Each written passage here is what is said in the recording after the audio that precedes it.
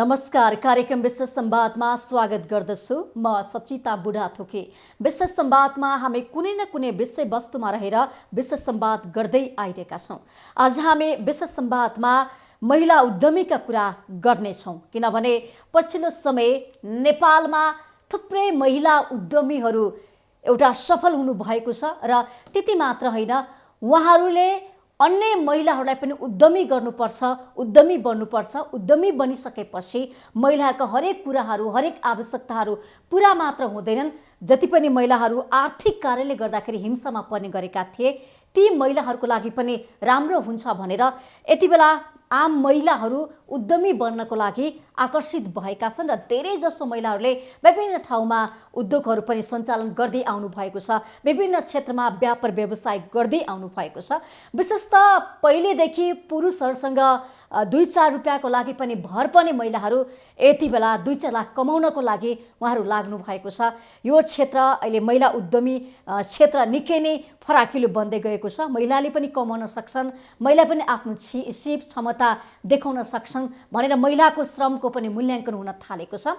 विशेषतः महिला उद्यमीहरूको नेपालमा अवस्था के छ, उहाँहरूको सम्भावना, त्यसै गरी अवसरहरू लगायतका विषयमा रहेर कुराकानी गर्नेछौँ। र कुराकानीको लागि एकजना महिला उद्यमी हुनुहुन्छ। उहाँ विगत लामो समयदेखि उहाँ एउटा सफल उद्यमी महिला हुनुहुन्छ। उहाँले आफ्नो छुट्टै पहिचान पनि एउटा समाजमा बनाइसक्नु भएको छ। उहाँले आफू लगायत अन्य महिला दिदीबहिनीहरूलाई पनि उद्यमी बन्नको लागि प्रेरणा पनि दिनुभएको छ। आफूले सक्ने योगदान, आफूले सक्ने सुझावहरू पनि दिइरहनु भएको छ। महिलाहरूलाई कसरी यो आर्थिकसँग जोड्नको लागि, थोरैभन्दा थोरै पैसा कमाउनको लागि, पैसा बचत गर्नको लागि, लगानी गर्नको लागि, सिप सिकाउनको लागि, महिलाहरूलाई तालिम दिनको लागि उहाँले थुप्रै कामहरू गर्दै आउनु भएको छ। एक उदाहरणीय व्यक्तित्व पनि हुनुहुन्छ शोभा गुरुङ, महिला उद्यमी र सँगसँगै उहाँ घरेलु तथा साना उद्योग नेपाल घरेलु तथा साना उद्योग महासङ्घको केन्द्रीय उपाध्यक्ष पनि हुनुहुन्छ। एउटा नेतृत्व पदमा पनि रहेर उहाँले काम गर्नुभएको छ। विशेषतः महिलाहरूको क्षमता वृद्धि गर्नको लागि, महिलाहरूलाई आर्थिक सशक्ति गर्नको लागि उहाँहरू लागि पर्नु भएको छ। वर्तमान अवस्थामा महिलाहरूको प्रगति, उन्नतिको विषयमा रहेर कुराकानी गर्नेछौँ। स्वागत छ यहाँलाई। धन्यवाद। आराम हुनुहुन्छ? आराम छ। आजभोलिको दिन कसरी बितिरहेको छ?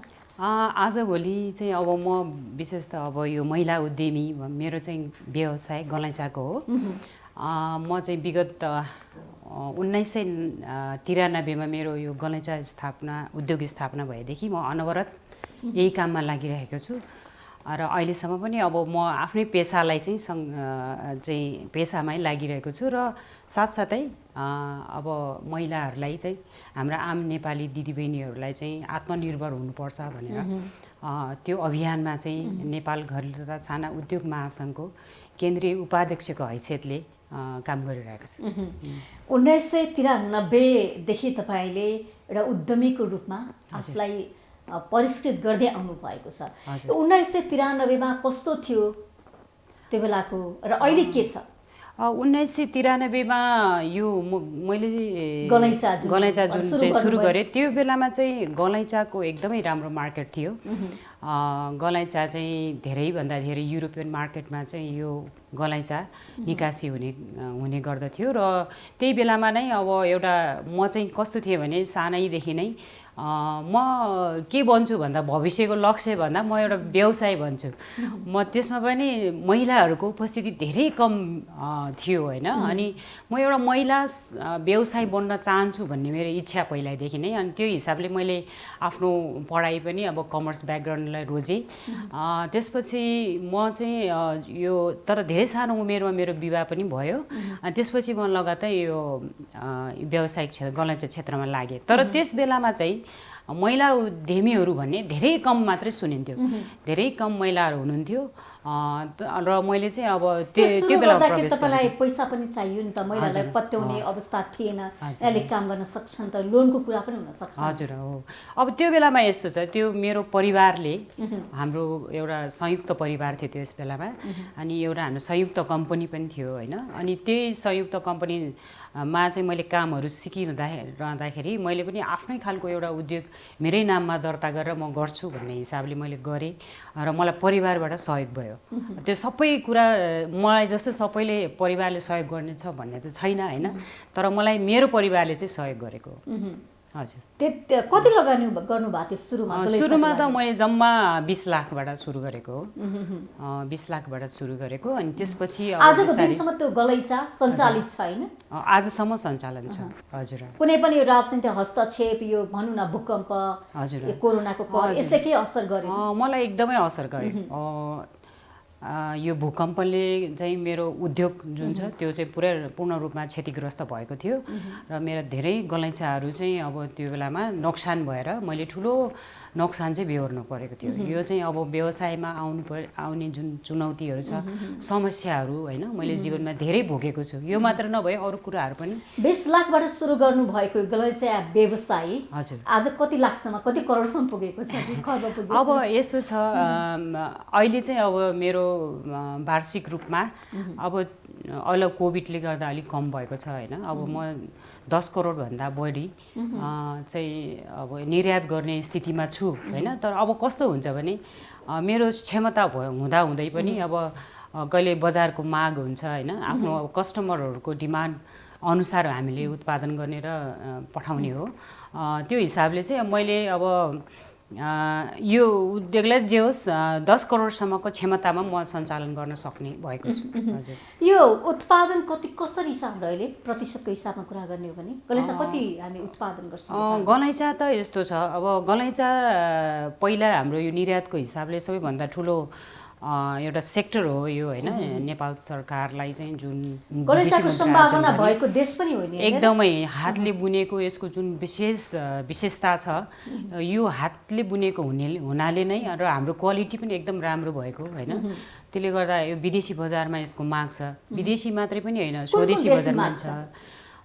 यो युरोपमा र अमेरिकामा हैन, विभिन्न ठाउँहरूमा छ यसको माग। अब विशेष त हाम्रो मेजर मार्केट भनेको अमेरिका र युरोप नै हो र अहिले चाहिँ हाम्रो वार्षिक रूपमा 8 देखि 9 अरबसम्म चाहिँ विदेश निर्यात हुन्छ गलैँचा। तर यो कोभिडको कारणले गर्दा यो वर्ष चाहिँ अलिक कम भएको, 6 अरबसम्म भन्ने हामीले तथ्याङ्कमा पाएका छौँ। उत्पादन वृद्धि गर्न सकेका छौँ कि छैन हामीले? उत्पादन हामी वृद्धि गर्न सकेका छौँ, तर कस्तो भने पहिला जुन जस्तै मैले अघि नै भने 1993 मा जुन हिसाबले कार्पेट एकदमै धेरै ठुलो भल्युममा चाहिँ एक्सपोर्ट हुन्थ्यो हैन, त्यो हिसाब अनुसार अहिलेको तुलनामा चाहिँ अब धेरै कम हो हैन। उत्पादनको क्षेत्रफलको जुन स्क्वायर मिटरहरू हुन्छ हैन, त्यो क्वान्टिटीको हिसाबले धेरै कम हो। गलैँचा कारखाना बन्द पनि भएका छन् नि त, पहिले मान्छे रोजगारी पाएका थिए। हो, क्वान्टिटीको हिसाबले चाहिँ तपाईको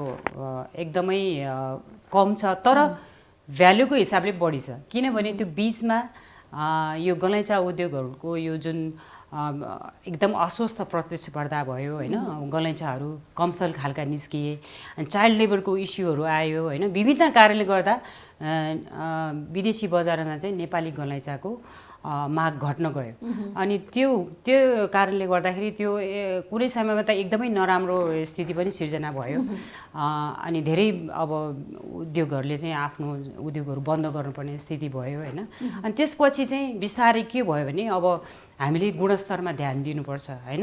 अब जस्तै विदेशमा हामीले निर्यात गरिरहँदा धेरै कुराहरूमा विचार गर्नु पर्यो, चाइल्ड लेबरको युज गर्नु भएन हैन, विभिन्न कुराहरू भयो। अनि त्यसमा सुधार गर्दै आएपछि अब अहिलेको हामीले अवस्थामा हेर्दाखेरि एकदम राम्रो खालका गुणस्तरीय गलैँचाहरू हैन, थोरै क्वान्टिटीमा भए पनि त्यो गुणस्तरीय गलैँचाहरू चाहिँ हामी निर्यात गरिरहेका छौँ। अनि यहाँलाई म अर्को कुरा पनि के जानकारी गराउन चाहन्छु भने अब हाम्रा नेपाली दाजुभाइ दिदीबहिनीहरू पनि अहिले हाम्रो नेपालको गलैँचा चाहिँ राम्रो छ, गुणस्तरीय छ भनेर नेपाली गलैँचाहरू पनि हामीले लिनुपर्छ भन्ने किसिमले भावनाले उहाँहरूले नेपालमा पनि यो कुरा गलैँचा खपत भइरहेको स्थिति छ।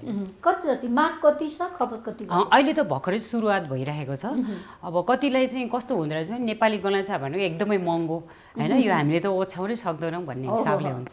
तर त्यो वास्तवमा त्यति महँगो पनि हैन। अहिलेको नेपालीहरूको जुन आय आर्जन गर्ने जुन स्थिति छ हैन, क्यापासिटी छ, त्यो अनुसारको नेपालीहरूले एउटा गलैँचा चाहिँ ओछ्याउन सक्छ किनभने एउटा घरमा धेरैभन्दा धेरै घरहरू बनिराखेको छ होइन अब विभिन्न फर्निचरहरू राखेको हुन्छ तर एउटा नेपाली गलैँचा त्यहाँ राखिसकेपछि त्यो वर्षौँ वर्ष टिक्ने होइन गुणस्तरीय राम्रो हुने हुनाले अनि त्यसको महत्त्व अहिले बिस्तारै नेपालीहरूले बुझ्दै आउनु भएको छ। अब के बनिन्छ गलैँचाबाट के हामीले निर्माण गर्छौँ सामग्रीहरू? गलैँचा नै हो। अब गलैँचामा अब विभिन्न विशेष त भेडाको ऊन हो होइन यो भेडाको ऊनबाट उत्पादन हुने चिज भएको हुनाले अब हामीले त ऊनहरू सबै विदेशबाट नै आयात गर्नुपर्ने हो। हाम्रो नेपालमा त्यस्तो खालको भेडा पालन गर्ने भेडा चरण क्षेत्र पनि छैन होइन। अब त्यो भएको हुनाले हामी त्यसमा चाहिँ अब विदेशी बजारमा नै हामी आश्रित हुनुपर्ने छ। तर नेपालभित्र ल्याएपछि चाहिँ हाम्रै नेपाली दाजुभाइ दिदीबहिनीहरूले होइन यसमा धेरै कामहरू रोजगारी पाइरहेको छ। अनि त्यो हिसाबले चाहिँ अब गलैँचा सबैभन्दा कुरा के हो भने यो 40-50 वर्षसम्म पनि टिकाउ हुने त्यसको तातोपन हुने होइन अब त्यो राम्रो गुणस्तरीय भएको हुनाले यसमा चाहिँ गलैँचाको चाहिँ महत्त्व त्यसरी बढ्दै आएको छ। अब अर्को कुरा म के भन्छु भने यहाँ हाम्रो नेपाली उत्पादन हो यो होइन हाम्रो नेपाली दूरदराजबाट आउनुभएको दाजुभाइ दिदीबहिनीहरू यो क्षेत्रमा आश्रित हुनुहुन्छ। एउटा गलैँचा उत्पादन गर्दाखेरि विभिन्न प्रोसेसहरू हामीले त्यो पास गर्नुपर्छ अब होइन त्यसको लागि अब विभिन्न दिदीबहिनीहरूले दाजुभाइहरूले त्यसमा काम पाइरहनु भएको छ। अझै पनि म अझै मलाई के खुसी लाग्छ भने यहाँ गलैँचा फ्याक्ट्रीहरूमा हेर्नुभयो भने महिलाहरू धेरै हुनुहुन्छ कि यसमा उद्यमी भन्दा पनि उहाँहरू जो काम गर्नुहुन्छ उहाँहरू चाहिँ बुनकरहरू उहाँहरू चाहिँ महिलाहरू बढी हुनुहुन्छ कि अब पुरुषहरू चाहिँ अब प्रायः जसो खाडी क्षेत्रतिर जानेतिर जानुभयो अरू चाहिँ महिलाहरू चाहिँ अब बसेर आफ्नो बालबच्चाहरू पाल्ने होइन धेरै राम्रो छ होइन। अनि त्यो हिसाबले चाहिँ अब यो सेक्टरमा लागेको छ। अनि मलाई चाहिँ के भने अब यो गलैँचा के अरे नेपाली गलैँचा ओछ्याइरहँदाखेरि हाम्रो नेपाली दाजुभाइ दिदीबहिनीहरूले के बुझ्नु पर्यो भने हामीले आयात प्रतिस्थापनको कुराहरू गरिरहेछौँ होइन। हाम्रो नेपाली बजारमा बेल्जियम गलैँचा टर्कीको गलैँचा विभिन्न देशबाट आयातित गलैँचाहरू छन् नि त्यसलाई प्रतिस्थापन गर्नको लागि पनि हामीले एउटा नेपाली नागरिकको यो जिम्मेवार नेपाली नागरिकको हैसियतले पनि हाम्रै देशको प्रोडक्टलाई लिएर आयात प्रतिस्थापन गर्नतिर त लाग्न सक्छौँ। हामीले कोही विदेशी पाहुनालाई स्वागत गर्दाखेरि नेपाली गलैँचाबाट स्वागत गरौँ न एकदमै नेपाली गलैँचा स्वागत गरौँ र अब विभिन्न बाहिर जस्तै आयातित जुन वस्तुहरूको आयात प्रतिस्थापनको लागि पनि हामीले हाम्रै सामानहरूलाई चाहिँ उपभोग गऱ्यौँ भने त्यो उपभोग कतिको भएको छ गलैँचाको नेपाल? अहिले चाहिँ मैले देखिरहेको छु केही वर्षदेखि नेपालीहरूले चाहिँ गलैँचा खोज्न आउनुहुन्छ होइन। नेपाली गलैँचा चाहिँ अब हामीलाई चाहियो होइन भन्नुहुन्छ। अनि त्यो हिसाबले चाहिँ मैले व्यक्तिगत अनुभवले पनि मैले चाहिँ अब जस सोसल मिडियाहरूमा नि मैले यो मार्केटिङ गरेको छु होइन। त्यसले गर्दा उहाँहरूको चाहना धेरै छ। नेपाली गलैँचाहरू अब एकदम राम्रो पनि छ होइन अब गुणस्तरीय पनि अब धेरै समय टिक्ने भएको हुनाले पनि सायद यसको मोह बढेको होला। र एउटा कुरा पनि त्यो पनि हो अनि आफ्नै स्वदेशमा उत्पादन भएको वस्तुलाई पनि उहाँले प्राथमिकताको हिसाबले हेर्नुभएको हो कि जस्तो लाग्यो मलाई। यो गलैँचा उत्पादन गर्नको लागि कति जनशक्ति चाहिन्छ हामीलाई? गलैँचा त्यो चाहिँ कस्तो छ भने अब त्यो मागको आधारमा हुन्छ होइन। जस्तै एउटा गलैँचा 5x8 को एउटा गलैँचा बुन्नको लागि 3 जना के भन्छ कामदारहरूको आवश्यकता पर्छ होइन। त्यो हिसाबले अब क्वान्टिटी कति हुन्छ त्यो अनुसारको माग हुन्छ कामदारहरूको। भनेपछि नेपाली गलैँचाहरू त्यति महँगो छैन सहज तरिकाले म चाहिँ के भन्छु भने महँगो होइन। अब नेपाली गलैँचा मैले अघि नै भने यहाँलाई जुन पहिलाको जुन हिसाबले डिमान्ड थियो त्यो अनुसारको अहिले डिमान्ड भएको भए हामीले त्यो उत्पादन पुरा गर्न सक्दैनौँ होइन। तर डिमान्ड कम भए पनि किन घट्यो त? माग घट्नु चाहिँ धेरै कारणहरू छन्। मैले एकदम अस्वस्थ प्रतिस्पर्धा एउटा कुरा भयो। अर्को कुरा हाम्रो चाहिँ छिमेकी राष्ट्र जो चाहिँ छिमेकी राष्ट्रसँग हामीले प्रतिस्पर्धा गर्न सक्दैनौँ। विभिन्न कुराहरू छन् त्यसमा त्यो सरकारले दिने जुन सुविधाहरूको कुराहरू छन् होइन। अब सस्तो श्रमिकहरूको ज्यालाहरू सस्तो छ। राज्यले उनीहरूलाई त्यस्तै किसिमको इन्सेन्टिभहरू दिइरहेको छ होइन। उनीहरूलाई गलैँचाको सेक्टरलाई प्रवर्धन गर्नलाई सरकारले धेरै कुराहरू गरेको छ। तर हाम्रो देशमा चाहिँ अब हामी हुन त अब सानो देश हो होइन। तर तर पनि म के भन्छु भने हामीले कुन क्षेत्रमा चाहिँ सरकारले अब हाम्रो उद्यमीहरूलाई चाहिँ प्रमोट गर्दाखेरि त्यो कुरालाई चाहिँ मोटिभेट भएर त्यही त्यो जनशक्तिहरूले जुन रोजगारीहरू पाउने कुरा हैन, देशमा विदेशी मुद्रा भित्र्याउने कुराहरूमा हैन, यो कुराहरूमा आउन सक्छ भने यो क्षेत्रमा किन नगर्ने त हैन, त्यो गर्नुपर्छ। गलैँचामा पनि नेपालले आर्थिक उपार्जन गर्न सक्छ एकदम। अनि त्यही भएर हामी चाहिँ कम्पिटिटिभ हुन सकेका छैनौँ हैन। अब तर हाम्रो नेपाली यसको लागि पूर्वाधार पनि चाहिने होला नि। पूर्वाधार चाहिन्छ। मैले यहाँलाई एउटा कुरा के भन्छु भने हाम्रो नेपाली गलैँचा यति हुँदाहुँदै हामी अरू देशहरूसँग कम्पिटिसन गर्न नसके पनि हाम्रो चाहिँ वस्तुको चाहिँ एकदमै राम्रो डिमान्ड चाहिँ छ बाहिर हैन। किनभने यो किन छ भने अब यसको हामीले हातले बनाएको जुन एकदम स्तरीय गलैँचाहरू छ हैन, यो एउटा ब्रान्डेड हो के, ब्रान्डेड सामानहरू लिएको जस्तै यो नेपाली गलैँचा चाहिँ एउटा ब्रान्डेड सामान लिएको हो भन्ने हिसाबले चाहिँ विदेशी बजारमा त्यो हिसाबले माग भइरहेको हुनाले हामी अरूसँग तुलनात्मक हिसाबले अलिकति हैन अब महँगो भए पनि यो वस्तुको चाहिँ गलैँचा मन पराएका छन् एकदमै। नेपालको गलैँचा अझै हामीले मार्केटिङ गर्नै सकेका छैनौँ। हामी त प्राइभेट सेक्टरबाट हामी आफै उद्यमीले जति गर्छौँ त्यति गर्ने हो।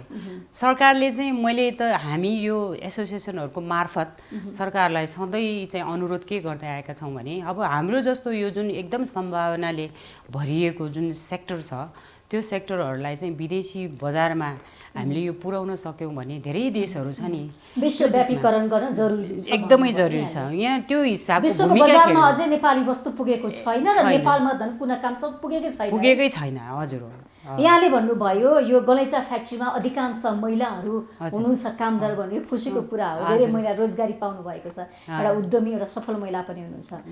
के छ पारिश्रमिक उहाँहरूको काम अनुसार मूल्यको भनौँ श्रमको मूल्याङ्कन भएको छ? एकदमै भएको छ। अहिले एउटा गलैँचा बुन्ने जुन श्रमिक हुनुहुन्छ उहाँले चाहिँ आफ्नो यस गलैँचा सेक्टरमा नै काम गरेर आफ्नो बच्चा बच्चीहरूलाई राम्रो स्कुलमा पढाइरहनु भएको छ है। अब त्यो हिसाबले उहाँहरूको जीवनयापन चाहिँ एकदम सहज तरिकाले गरिरहनु भएको छ। मैले चाहिँ के हेर्छु भने अब जस्तै विदेशी मुलुकमा हाम्रो कतिपय दाजुभाइहरू दिदीबहिनीहरू जानुहुन्छ होइन, उहाँहरूको कमाइ र हाम्रो एउटा गलैँचा उद्यमीहरूले श्रमिकहरूले जुन कमाइ गर्छ त्यो अझै गलैँचा श्रमिकहरूको कमाइ बढी छ। यदि हामीले त्यसमा चाहिँ उहाँहरूले चाहिँ अब अलिकति त्यसमा मेहनत चाहिँ गर्नु पर्यो अफकोर्स होइन।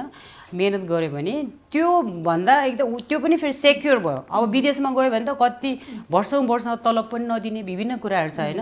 अब यहाँ भयो भने आफ्नो छोराछोरी नि हेर्न पाइयो होइन, आफ्नो परिवारसँग बस्न पाइयो आफ्नै देशमा होइन, एउटा सुरक्षित एउटा हामी त सिप वृद्धि भयो होइन। अब त्यो हिसाबले चाहिँ उहाँहरूलाई एकदमै राम्रो स्वावलम्बी हुनुहुन्छ। मलाई सबैभन्दा खुसी चाहिँ के लाग्छ भने धेरै जसो प्राय हाम्रो श्रमिकहरू चाहिँ गाउँबाट आउनुहुन्छ कि उहाँहरू यहाँ आइसक्नु भएपछि चाहिँ उहाँहरूले जुन काम गर्नुहुन्छ होइन त्यसपछि पाएको जुन के भन्छ तलब होइन ज्याला त्यसले चाहिँ उहाँले एउटा परिवारलाई राम्रोसँग धान्नु भएको छ कि अनि आफ्नो बच्चाहरूलाई पढाउनु भएको छ। त्यो यस्तो राम्रो अवेरनेस छ कि त्यो बच्चाहरू भोलि गएर होइन राम्रो खालको एजुकेसन पाएपछि उनीहरू कुनै सेक्टरमा त कतिपय महिलाहरू घरेलु कामदारको लागि विभिन्न खाडी मुलुक जाने गर्नुभएको छ, हिंसामा पर्नु भएको छ होइन।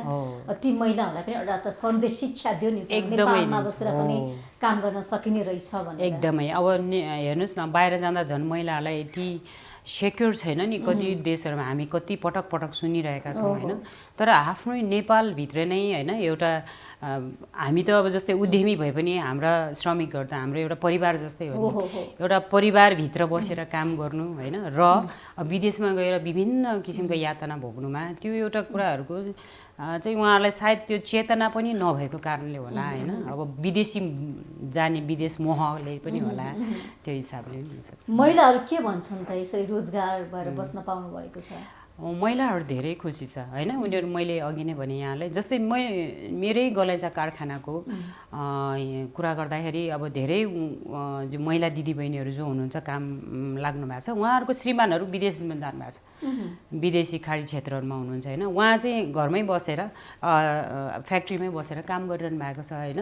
उहाँहरू चाहिँ अब सुरक्षित पनि महसुस गरेर काम गरेर एकदमै खुसी हामी एउटा जुन नेपालभित्रै काम गर्न पाएका छौँ होइन, आफ्नो बच्चा बच्चीलाई उनीहरूको सुन्दर भविष्यको लागि होइन हामीले केही गर्न सक्छौँ, हामी चाहिँ अब पढ्न पाएनौँ, हाम्रो बच्चाले पढ्नुपर्छ भन्ने त्यो एउटा जागरण चाहिँ आएको छ। उनीहरू खुसी छन् यो मानेमा चाहिँ। महिलाहरूले पनि पैसा कमाउन थाल्नु भएको छ। लगानीको हिसाबले के छ महिलाहरू? लगानीको हिसाबले अब यस्तो छ, अब हाम्रो चाहिँ अब एउटा समाज पहुँचमा त महिलाहरू पुगे।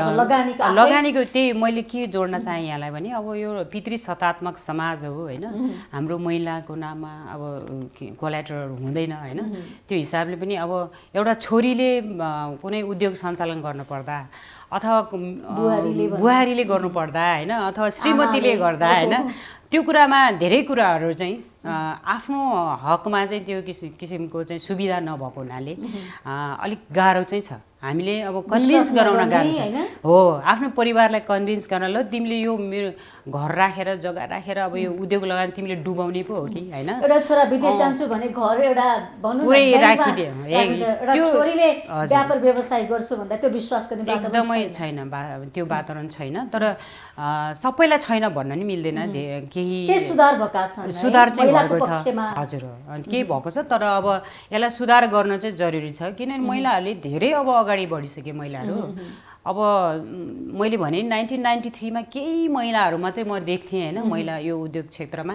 अब अहिले धेरै यो गलैँचा उद्योग मात्रै नभनौँ, अरू विभिन्न उद्योगहरू छ होइन, विभिन्न उद्योगहरू महिलाहरू चाहिँ स्थापित हुनुभएको छ, सफल हुनुभएको छ होइन, आफू आत्मनिर्भर हुनुभएको छ। साना साना उद्यमीहरू अचार बनाएर होइन, धुप बनाएर होइन, विभिन्न ह्यान्डिक्राफ्टको कामहरू गरेर स्वावलम्बी हुनुभएको छ, एकदमै आफै आत्मनिर्भर भएको अवस्था देख्छु मैले। बुनेर पनि उहाँहरूले आफ्नो कला कौशल बेचेर पनि त्यो पनि भयो। अब अर्को एउटा कुरा चाहिँ सामाजिक रूपमा हेर्दा पनि अब घरेलु हिंसाको अन्त्य त नभन्ने न्यूनीकरण चाहिँ भएको छ होइन।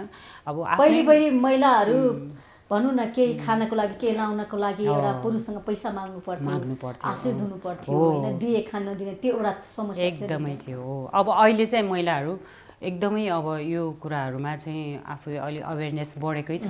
अब यो अवेरनेस बढ्नुमा पनि के कारण छ भने विभिन्न संस्थागत प्रयासहरू भइरहेका छन् नि, जस्तै नेपाली घरेलु तथा साना उद्योग महासङ्घ भनेको हामी जस्ता अब अरू महासङ्घहरू पनि छन्, सङ्घ संस्थाहरू छन् जसले चाहिँ महिला दिदीबहिनीहरूलाई जो गृहिणी महिलाहरू हुन्छ उहाँहरूलाई चाहिँ उद्यमशीलतातिर आकर्षण गराउने होइन, उहाँ विभिन्न सिपमूलक तालिम घरमै बसेर गर्न सकिन्छ। अनि अब त्यसलाई साना उद्योगबाट चाहिँ स्टार्ट गरेर होइन, अलि त्यसलाई स्तरोन्नति गर्दै अलि ठुला ठुला उद्योगहरूको लागि पनि कसरी जाने नीतिगत व्यवस्थाहरू के गर्नुपर्छ होइन, सरकारसँग कुरा गर्ने महासङ्घको तर्फबाट हामी गरिरहेका छौँ। र सरकारले पनि अब केही कुराहरू चाहिँ अब उहाँहरूले सरकारले पनि दिएको छ, नदिएको होइन। जस्तो यहाँ नेपाल घरेलु तथा साना उद्योग महासङ्घको केन्द्रीय उपाध्यक्ष हुनुहुन्छ होइन, यहाँको एजेन्डा के थियो त? हाम्रो चाहिँ नेपाल घरेलु तथा साना उद्योग महासङ्घ भनेको लघु घरेलु तथा साना उद्यमीहरू, जुन उद्यमीहरूको चाहिँ अब उहाँहरूको उद्योग प्रवर्धन होइन, उहाँहरूको विकासको लागि चाहिँ उनीहरूलाई आत्मनिर्भर बनाउन होइन, त्यसको लागि चाहिँ सरकारसँग नीतिगत रूपमा पोलिसी ल्याउने कुराहरूमा चाहिँ हामी सरकारसँग बहस पैरवी छलफल गर्छौँ। अनि त्यसलाई नीतिमा मात्र होइन, त्यसलाई ऐनमा ल्याउनु पर्यो होइन। ऐनको लागि पनि हामी चाहिँ अब यो उद्यमी व्यवसायहरूको हक हितको पक्षमा हुने खालका ऐनहरू आउनु पर्यो भनेर सरकारसँग हामी बहस पैरवी गर्छौँ। र विभिन्न हाम्रा पहलहरूले विभिन्न यस्ता किसिमका नीतिहरू ऐनहरू पनि आएको अवस्था छ। जस्तो नीति ऐनहरूको लागि यहाँले पहलहरू बहसहरू त गरिरहनु भएको छ। यो उद्यमीहरूको लागि, साना उद्यमीहरूको लागि चाहिँ हकितको लागि, उहाँहरूलाई काम गर्नको लागि त्यो माहौल बनाइदिनको लागि लोनको पनि कुरा हुनसक्छ। जस्तो सानो 1 लाख 2 लाखबाट पनि सानोदेखि ठुलो सम्मको एउटा व्यापार उद्यमी बन्नको लागि त्यो पहल भएको छ कि छैन? हजुर, एकदमै भएको छ। अनि हामीले हाम्रो पहिलो पहल भनेको नि त्यो नै हो, किनभने एउटा सानो कसैले चाहिँ अब उद्योग चाहिँ स्थापना गरेर कुनै उद्योग सञ्चालन गर्न लाग्दा पुँजीको कुरा आउँछ।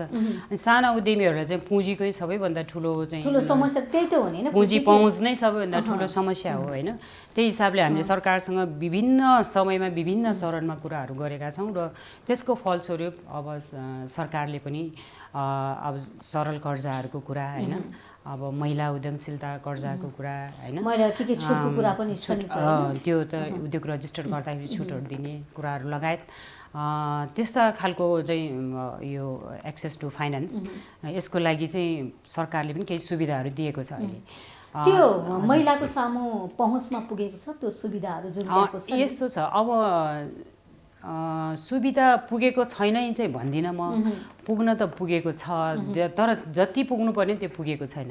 त्यो किनभने एकदम हाम्रो सरकारले दिएको जुन सुविधा, राज्यले दिएको सुविधाहरू चाहिँ अलिकति त्यो महिला उद्यमीहरूको लागि चाहिँ अब राम्रो हुँदाहुँदै पनि त्यसलाई जुन प्राप्ति गर्नको लागि जुन प्रक्रियाहरू छ त्यो एकदमै झन्झटिलो, धेरै अब गाह्रो छ। उनीहरूको पहुँचमा पुग्नको लागि गाह्रो छ। अब एउटै फाइल लिएर कसैले कुनै महिला उद्यमीहरू भन्नुहुन्छ हामी त वाणिज्य ब्याङ्कमा धाउँदा धाउँदा हाम्रो जुत्ताको चप्पलको जम्मै त्यो खिसक्यो, हामी कहिले पाउने लोन भनेर भन्नुहुन्छ कि हामी चाहिँ अब सधैँ सरल पनि भने अप्ठ्यारोमा पार्ने काम भयो। सरल रूपमा चाहिँ कर्जा यसरी सरकारले राज्यले दिने सुविधा त सरल रूपमा पाउनु पर्यो नि हैन।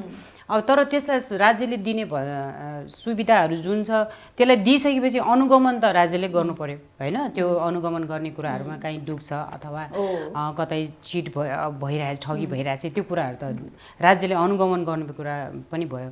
तर हामी जस्तो महासङ्घको मार्फत जुन जानुहुन्छ कर्जा प्रवाहको लागि, जुन कर्जा लिनको लागि जानुहुन्छ, उहाँहरूको लागि त अब महासङ्घले नै आफैले एउटा अनुगमनको चाहिँ पाटो त्यो छ हामीले, किन हाम्रो उद्यमीहरूले लिएको कर्जाहरू चाहिँ सरकारलाई समयमा तिरोस् र त्यसबाट केही। सुन्नु न म्याम, सबभन्दा ठुलो प्रमुख समस्या भनेको महिलाहरूले पुँजीमा पहुँच पुर्याउन अझ पनि सकेका छैनन् है। अझै पनि महिलाहरूसँग सिप धेरै छ, त्यो सिप उहाँहरूले धेरै कुराहरू बनाउन सक्नुहुन्छ, तर त्यसको लागि लगानी आवश्यक पर्छ। कहाँ खोल्ने होइन, सटरकै कुरा गरौँ, सटर खोलेर पसल गरौँ भन्दा पनि त त्यसलाई त पैसा चाहियो, परिवारले पत्याउँदैन। अब सरकारले ऋणको व्यवस्था गरेको छ, यहाँले भने जस्तै हुन्छ, खिर्सक्छ चप्पल, एकदमै हरेस खाएर निराश, त्यो उड्दा सबै मरिसकेको अवस्था हुन्छ। अनि कसैले त अब यो फाइल तपाईँहरू नै राख्नुहोस्, हामीलाई चाहिँदैन पैसा भनेर पनि हिँड्नु, अनि हामी त्यो अनुसारको फेरि अब यो महासङ्घले के गर्छ त्यो जुन अवस्था यहाँले स्वयंले भन्नुभएको छ नि त, त्यो अवस्थामा हाम्रो भूमिका कस्तो खेल्छ महासङ्घ? हजुर, हाम्रो चाहिँ अब केन्द्रीय लेभलमा घरेलु तथा साना उद्योग महासङ्घको 77 जिल्ला च्याप्टर छ, 7वटै प्रदेशमा छ हैन यो। र अब हाम्रो चाहिँ 753वटै पालिकामा पनि यसको अब सङ्गठन चाहिँ विस्तार हुँदैछ। अनि हाम्रो मेन उद्देश्य भनेको हरेक जिल्लाहरूमा जुन सरकारले दिएको जुन व्यवस्था सुविधाहरू छ त्यसलाई चाहिँ सहजीकरणको लागि हरेक जिल्ला सङ्घहरूले चाहिँ सहयोग गर्छ कि उद्यमीहरूलाई। अब त्यो भनिदिनु पर्ने ठाउँमा, बोलिदिनु पर्ने ठाउँहरूमा जिल्ला सङ्घका पदाधिकारीहरू उहाँहरू गएर भनिदिनुहुन्छ हैन। अब कतिपय अवस्थाहरूमा कस्तो हुन्छ भने अब त्यो कुराहरूको महासङ्घको थ्रुबाट जाँदाखेरि पनि अलिकति त्यो कुराहरू सुनवाई नहुने कुरा पनि जिल्लाबाट हामीलाई बेला बेलामा त्यो कुराहरू गर्नुहुन्छ। अनि त्यसले गर्दा मैले चाहिँ यो के अनुरोध सबै नेपाल सरकारलाई हैन, अब जुन हामीलाई यो उद्यमीहरूलाई जुन हिसाबको सुविधा प्रदान गर्नु त्यसको लागि त एकदमै हामी आभार छौँ, तर त्यसलाई सहज रूपमा त्यो एकदमै गाह्रो नगरिकन, प्रक्रिया चाहिँ झन्झटिलो नगरिकन त्यसलाई चाहिँ सहज रूपमा दिनु, यो कर्जा विस्तार गर्न सकियो भने चाहिँ धेरै उद्यमीहरू चाहिँ यसमा काम गर्नको लागि हैन एउटा प्रेरणा पनि हुन्छ उनीहरूलाई।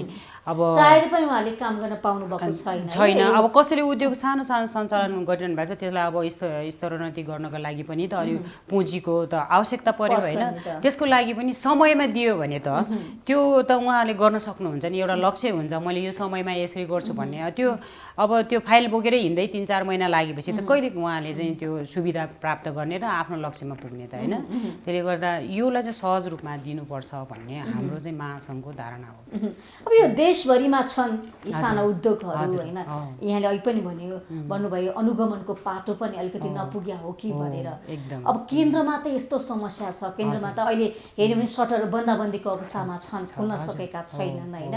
अब यो अवस्थामा यो देशभरिमा चाहिँ के अवस्था छ भनिदिनुहोस्। हजुर, एकदमै गाह्रो छ अहिले। अब विशेष त अब लघु घरेलु तथा साना उद्यमीहरू अब साना कस्तो छ भने यो सानो पुँजीदेखि हाम्रो 10 करोडसम्मको पुँजीसम्मको उद्योगहरूलाई चाहिँ साना उद्यमीहरू भन्छ होइन।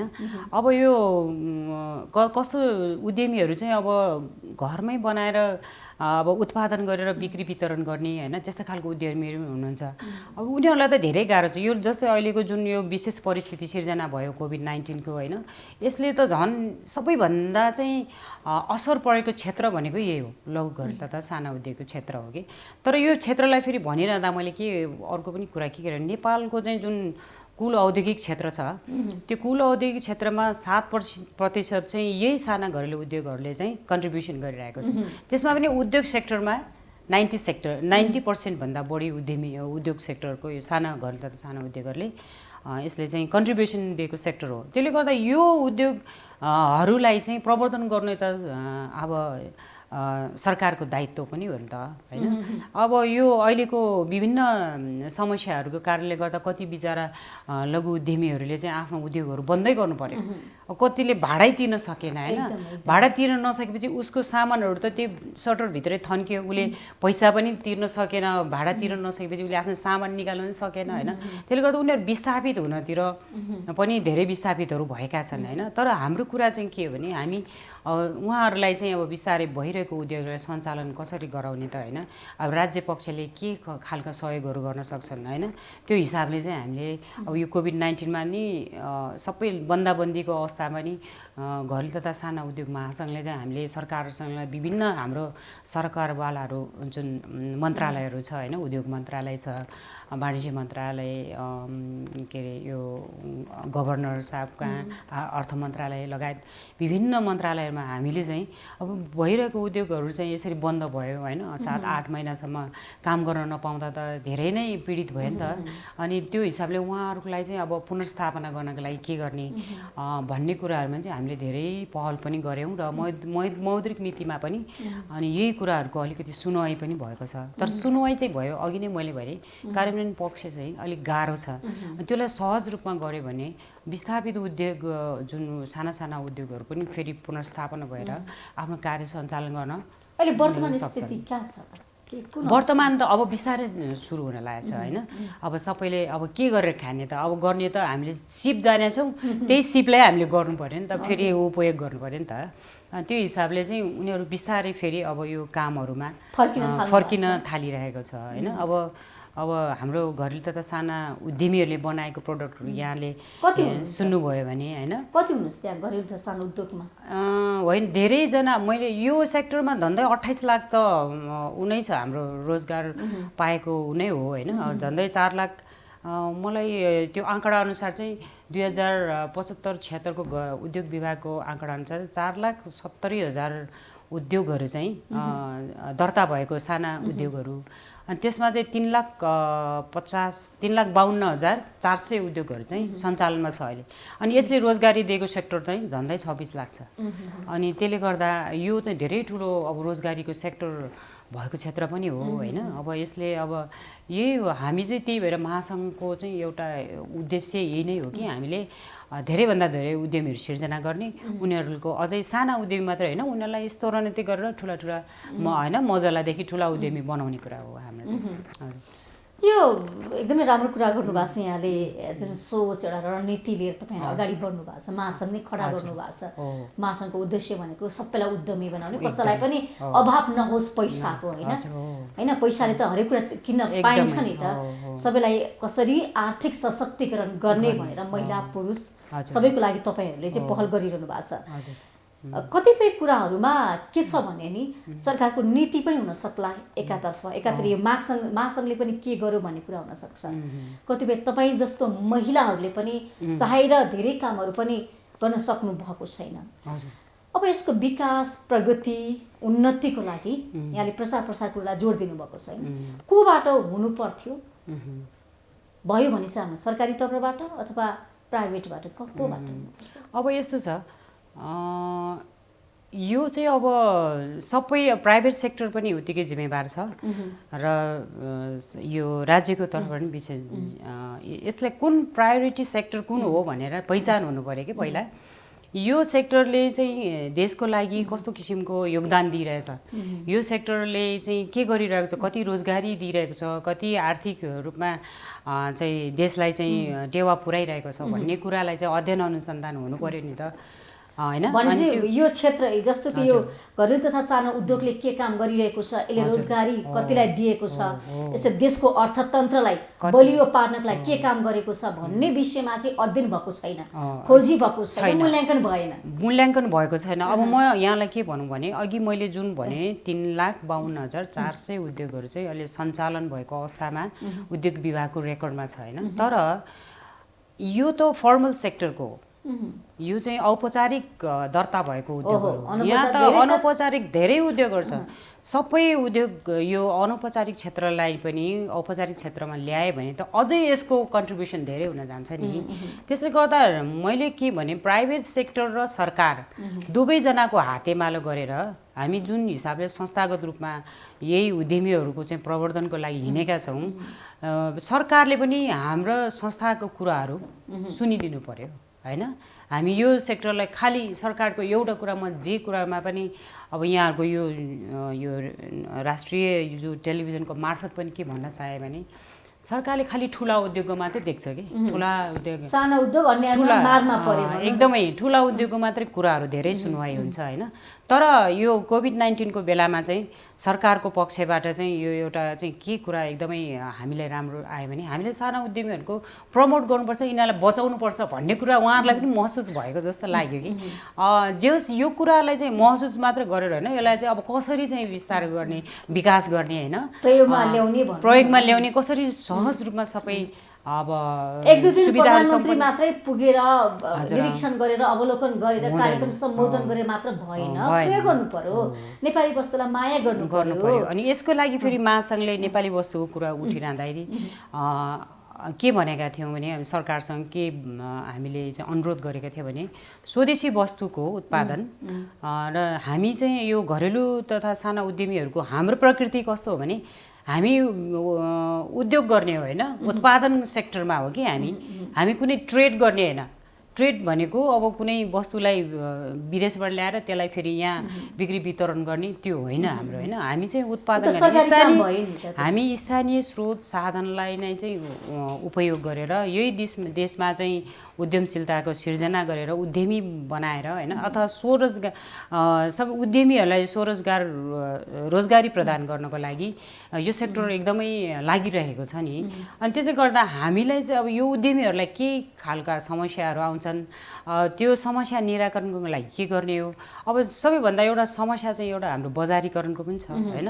अब बजारीकरण हाम्रै देशमा विभिन्न ठाउँमा अब महिला दिदीबहिनीहरू अथवा पुरुष दाजुभाइहरूले उत्पादन गरेको सामानहरू हाम्रै देशको एउटा ठाउँबाट अर्को ठाउँमा हामी कसरी पुर्याउने त बेच्न नसक्नु कारण विभिन्न कुराहरू छ, विभिन्न पाउँदैन त्यो खालको चाहिँ के भने अब विभिन्न ट्रेनिङहरू दिनु पर्यो नि त। अहिले टेक्नोलोजीको कुरा आयो नेपाली आफ्नै पोशाक लगाउनु पर्छ, यो स्वदेशी उत्पादन हो हैन। अब तपाईले कार्यक्रम जाँदा पनि यस्तो लाउनु भएको छ, अब तपाई पनि एउटा समाजमा बस्नु, त्यही समाजले तपाई लगाएको ड्रेसलाई यो नेपाली वस्तु माया गरेर किन्दियो भने त हो एकदम यसको व्यापार त बढ्छ नि त, एकदमै बढ्छ। त्यो चेतना खोइ वृद्धि भएको नेपाली हाम्रो आम नेपाली नागरिकहरूमा पनि यो हामीले कार्यक्रम गरेर चेतना वृद्धि गर्ने भन्दा पनि व्यवहारिक रूपमा चाहिँ वृद्धि गर्नु पर्यो। तपाईले जसरी प्रयोग गर्नु भएको छ नि त, व्यवहारिक रूपमा आएको कार्यान्वयन भएको छ नि त। अर्को सो महिला अथवा पुरुषले पनि त्यही साडीले कुनै पनि कार्यक्रममा जाँदाखेरि, कुनै पनि एउटा सामूहिक भेटघाटमा जाँदाखेरि, विवाह व्रत बन्धमा पनि नेपाली वस्तुलाई लगाएर जाने, त्यो पनि त्यो आम नागरिकलाई त्यो खालको एउटा नेपाली उत्पादनलाई प्रवर्धन गर्नको लागि त्यो किसिमको उहाँहरूको पनि सोच हुनु पर्यो। हाम्रो सरकारले हप्तामा एक दिन नेपाली कपडा लाउनै पर्छ भन्दै अब यही कुरामा घरेलु तथा साना उद्योग महासङ्घले चाहिँ अब स्वदेशी वस्तुलाई चाहिँ अब टेवा दिनलाई, आत्मनिर्भर गर्नको लागि सरकारलाई हामीले विभिन्न बारम्बार अनुरोध गरिरहँदाखेरि सरकारले चाहिँ एउटा निर्देशिका जारी गरेको छ अहिले हैन, स्वदेशी वस्तुको प्रयोग गर्ने। अनि त्यो चाहिँ अरू अन्य बजारमा रहेको त्यो सरहको वस्तुहरू 15% महँगो भए पनि त्यो उत्पादनलाई चाहिँ सरकारले चाहिँ लिने भन्ने कुराहरू चाहिँ सरकारले निर्देशिका जारी गरिसक्यो हैन। तर त्यो कार्यान्वयनमा आउनको लागि गाह्रो छ कि त्यसमा फेरि पहुँच हुनुपर्ने रहेछ। अब साना साना उद्यमीको त्यो पहुँच छैन। तर यहाँले भन्नुभयो भर्खरै जस्तै मैले लगाएको साडी ढाकाको साडी, अहिले ढाकाको साडी धेरैजनाले लगाएको म देख्छु होइन, त्यो एकदमै खुसी लाग्छ। हाम्रो उद्यमीहरूले चाहिँ अब ढाका एकदमै बढाएको छ। अब त्यस्तै विभिन्न प्रोडक्टहरू छ नेपालको होइन, साडी अब पुरुषहरूले कुराको पनि एउटा प्रचार हुनु पर्यो। पुरुषहरूले घरे सानो यो घरेलु तथा सानो यो मासङ त ठुलो उद्योग हो नि त। यसमा त भनौँ न 70-80 भन्दा बढी नेपाली सामानहरू उत्पादन गरिन्छ। हुन्छ धेरै एउटा ढाकाको साडी मात्रै प्रचार भयो नि त, यो मात्रै सूचना पुग्यो के मान्छेमा। हजुर त्यस धेरै कुराहरूमा जान्छ। जस्तै अल्लोको कोटहरू होइन, अब दाजुभाइहरूले आजभोलि लगाएको देख्छौँ होइन। अब नेपाली वस्तुकै प्रयोग गरौँ न त भन्ने कुरा त्यो चेतना पनि आउनु पर्यो कि। जस्तै टोपी त सबैले लगाएकै प्रायः लगाएको हुन्छ। अब त्यस्तै अरू उत्पादनहरू जस्तै अरू मैले भने त्यो पनि हुनसक्छ। अब जस्तै हामी मन्त्रालयहरूमा जान्छौँ अथवा सरकारी कुनै निकायहरूमा जान्छौँ, त्यहाँ चाहिँ सबै विदेशी फर्निचरहरू, विदेशी अब फर्निसिङका सामानहरू, पर्दाहरू लगायत सबै हुनुहुन्छ। सबै त्यस्तै युज देख्छौँ। हाम्रै देशमा बन्ने बेदबासको कुर्सी टेबल किन प्रयोग नगर्ने होइन? हाम्रै देशमा बनेको खद्दरको पर्दाहरू लगाउनु, यही युज गरौँ न होइन? किन हामीले चाहिँ विदेशी सधैँ चाहिँ व्यापार घाटा भयो होइन भन्छौँ, तर अब त्यसलाई चाहिँ अब कसरी घाटालाई सन्तुलित राख्नको लागि त हामीले पनि हाम्रो वस्तुलाई त आयातमा पनि हामीले आयात प्रतिस्थापन एकदमै ठुलो कुरा, महत्त्वपूर्ण कुराहरू छ कि। धेरै सेक्टर छ नेपालमा चाहिँ, यति धेरै सेक्टरहरू छ कि जसले आयात प्रतिस्थापनका लागि महत्त्वपूर्ण भूमिका खेल्छ। अब महिलाहरूलाई यो व्यवसाय लाग्नको लागि, उहाँहरूको पुनरुत्थान गर्नको लागि आगामी रणनीति के छ तपाईँ? अब म एउटा कुरा यहाँलाई अर्को के कुरा पनि जानकारी चाहन्छु। यो नेपाल घरेलु तथा साना उद्योग महासङ्घ चाहिँ यो यसमा एउटा केन्द्रीय महिला उद्यमी समिति पनि छ। महिला उद्यमी समितिको चाहिँ 60वटा जिल्ला च्याप्टरमा यसको सङ्गठन विस्तार भइसकेको अवस्था छ र हाम्रो 15,000 भन्दा महिला उद्यमीहरू यसको सदस्य पनि हुनुहुन्छ।